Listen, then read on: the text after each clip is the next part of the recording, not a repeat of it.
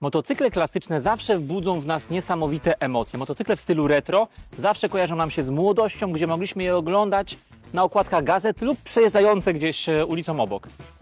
W dzisiejszych czasach te motocykle dalej budzą emocje, choć nie idzie za tym jakaś rewelacyjna ich sprzedaż, ponieważ nie każdy taki motocykl chce mieć na co dzień. Czy Suzuki odmieni ten los, wprowadzając z kapelusza w środku sezonu swoje dwa nowe, piękne modele motocykli w stylu retro? Przed Wami GSX 8T oraz GSX 8TT. Oglądajcie!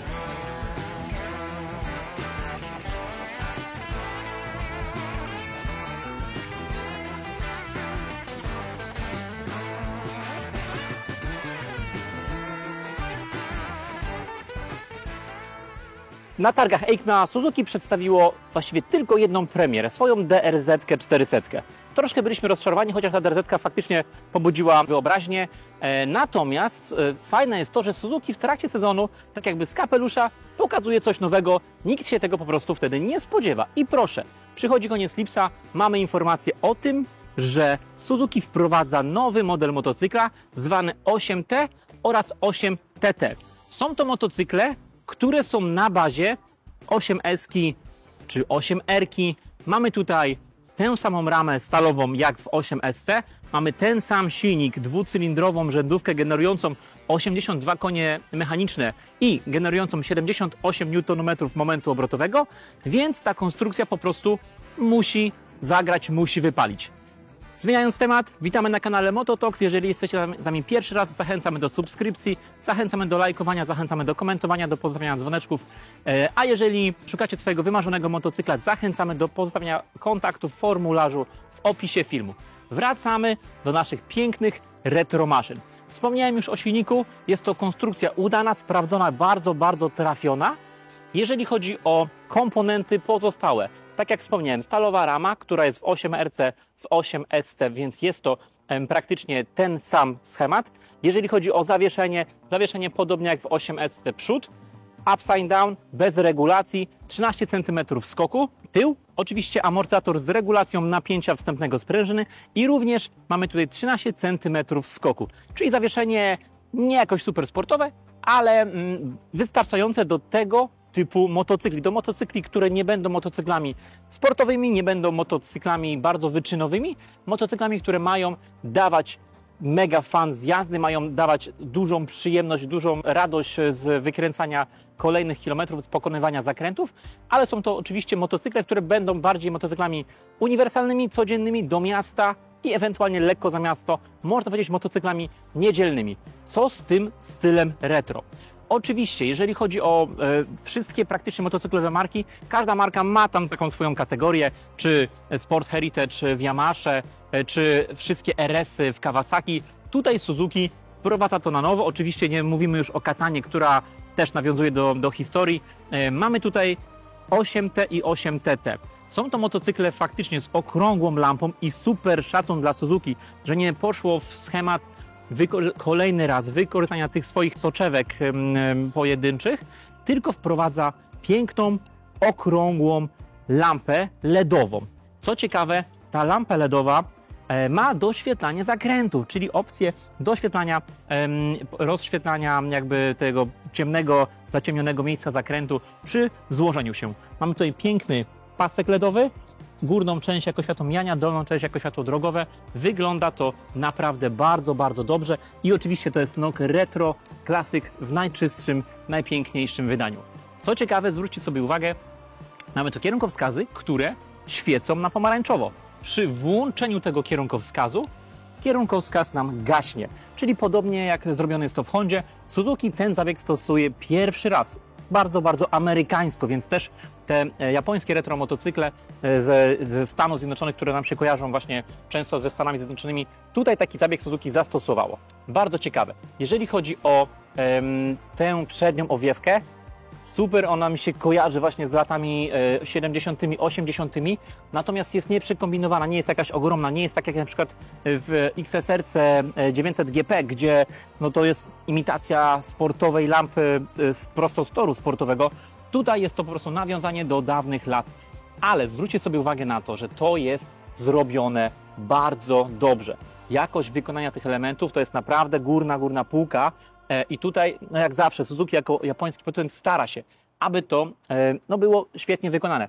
Nawet patrząc na te elementy, które są jakby charakterystyczną cechą tej nowej linii motocykli, czyli ten GSX z logo 8, to jest zrobione bardzo dobrze, żadnych trzasków, żadnych tutaj nie ma niepotrzebnych drgań, jest to dopracowane w całości. Piękny zbiornik, nie jest to klasyczna okrągła łezka, jest bardziej sportowe wycięcie, miejsce na nogi i ten piękny kształt. 16,5 litra zmieścimy w tym zbiorniku, tyle zmieścimy tutaj paliwa. Kanapa, jeżeli chodzi o wersję TT, która właśnie wyróżnia się przez tą przednią owiewkę, kanapa w wersji TT również jest troszkę inna niż w wersji T. Jest mięciutka, bardzo komfortowa.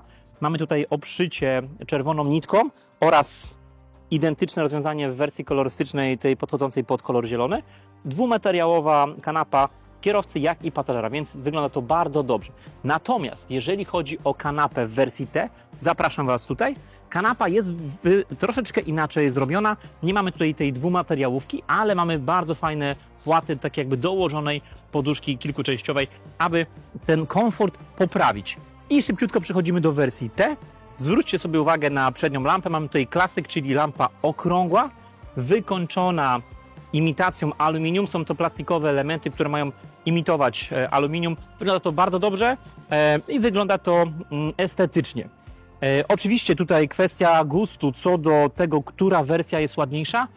Ten motocykl, mimo tego, że jest w stylu retro, nie jest on takim typowym klasykiem z zegarami, w tych chromowanych kubkach, tak jak na przykład w Kawasaki RS. Tutaj jest to połączenie klasycznego stylu oraz technologii, oraz nowoczesności, oraz świetnej jakości wykonania, więc Suzuki nie oderwało się tak totalnie, że robi faktycznie motocykl wyciągnięty z lat 80., tylko robi nawiązanie, ale ten motocykl wygląda świeżo. Ta lampa wygląda nowocześnie, lampa LEDowa, tutaj te połączenie, ładnie wstawione logo Suzuki, zbiornik paliwa też z fajnym przetłoczeniem i kształt tego zbiornika paliwa, który jest kształtem, można powiedzieć, lekko sportowym. Więc wersja TT i wersja T, oba te motocykle, mimo tego, że ta jest wersją bardziej sportową, mamy identyczne kierownice. Kierownice w stylu fat bar, czyli kierownica grubsza, zwężająca się do zewnętrznej części, lusterka zamocowane na końcach kierownicy. Fajnie, bo oczywiście lusterka te są dyskretne, są w takim stylu retro. Obracając to lusterko możemy je troszkę wysunąć na zewnątrz, żeby poprawić tą widoczność, a obracając ono wraca troszkę do środka, bo mocowanie tego lusterka nie jest umieszczone centralnie, tylko z lekkim przesunięciem, więc obracając to lusterko możemy je rozszerzyć lub dać bardziej do środka, żeby zmniejszyć szerokość motocykla. Co do parametrów tych motocykli, tak jak wspomniałem, silnik tak jak w S8, jak w DL-u 800, więc 82 konie mechaniczne, 78 Nm momentu. Natomiast waga 201 kg z pełnym zbiornikiem paliwa, więc jest to motocykl w takim stylu lekkim, ale też nie najlżejszym, tak jak na przykład MT7, który waży 183 kg. Tutaj tych kilogramów będzie więcej, co oczywiście wpływa na tą stabilność motocykla. Ten motocykl będzie się prowadził bardzo dobrze, będzie świetnie zachowywał się w zakrętach. Elektronika. Można powiedzieć, że konstrukcja bliźniacza z modelem S8 czy z modelem R8, 8R, czyli możliwość zmiany trybów jazdy, tryby ABC, możliwość zmiany kontroli trakcji z całkowitą możliwością jego wyłączenia. Mamy tutaj oczywiście quick shifter, który działa w obie strony, stronę w górę oraz w dół. Brakuje nam tutaj tempomatu, ale no nie ukrywajmy, nie jest to w żaden sposób motocykl turystyczny. Oraz mamy te wszystkie systemy wspomagacze od Suzuki, czyli system Easy Start, czyli kręci tak długo aż odpali. Mamy tutaj system ułatwienia ruszania, czyli po wciśnięciu biegu, puszczaniu sprzęgła, on nam lekko podnosi obroty i te wszystkie systemy tutaj w tym motocyklu znane z Suzuki są zastosowane. Oczywiście wracając do designu, tył tego motocykla zmienił się, jeżeli chodzi o tę tylną część, o te plasticzki. Natomiast mamy cały czas ten ogon, który jest w 8R i w 8S, czyli lampa zamocowana na tył, na końcu, mocowania tablicy rejestracyjnej, czyli już na pewno jakieś niedługo pojawią się tuningi które będą miały możliwość zamontowania lampy w ogonie. Co do też modernizacji w tych motocyklach, mamy tutaj nowej generacji akumulator litowo-jonowy, który jest o 2 kg lżejszy od standardowych akumulatorów kwasowych, które stosowane są w pozostałych 800 Suzuki. Piękne kolory, czarny z takim bordowym i żółtym pasem oraz ten kolor bardziej nieokreślony. Jest to kolor raczej zielony. Mężczyźni tutaj mają problem z określeniem kolorów, więc powiedzmy, że jest to zieleń. Pewnie dużo kobiet nam wytknie, że jest to jakaś oliwka lub butelkowa zieleń, no jakby coś w tym stylu. No i również te pasy w tych odcieniach pomarańczy i czegoś takiego blado-złotego. No i tutaj czarny, błyszczący element lakierowany, który jakby jest w każdej z tych wersji. No i wersja oczywiście TT, która wyposażona jest w dolny pług. Pług oczywiście lakierowany, więc to jest też taki atrybut tej wersji bardziej sportowej. Wersja podstawowa oczywiście jako naked, jako wersja goła, tych elementów nie ma. Tutaj też na pewno można zwrócić uwagę na sety. Sety też otrzymały nowy kształt, otrzymaliśmy tutaj nowe podnóżki bez gumowania, czyli mamy tutaj styl taki bardziej surowy, mniej komfortu, a jakby lepsza przyczepność. To troszeczkę jakby też nawiązanie do tej surowości tych lat 80. Słuchajcie, właściwie tyle, jeżeli chodzi o motocykle. Na pewno jakby znacie silnik, znacie jakby ramę, więc tutaj nie ma też sensu specjalnie o tym opowiadać kolejny raz. Jakby wszystkie te cechy tutaj wymieniliśmy. No uważamy, że na pewno fajny ruch ze strony Suzuki. Mamy nadzieję, że przełamią ten trend i te motocykle wejdą na rynek z takim mocnym kopem i zaczną się dobrze sprzedawać, zaczną się podobać i będzie ich widać sporo w mieście. Szczególnie wersja z owiewką, bo faktycznie, że tak powiem, twarz się uśmiecha, jak widzimy ten motocykl, bo na pewno budzi to wiele pozytywnych wspomnień. Dziękujemy za oglądanie tego odcinka i do następnego.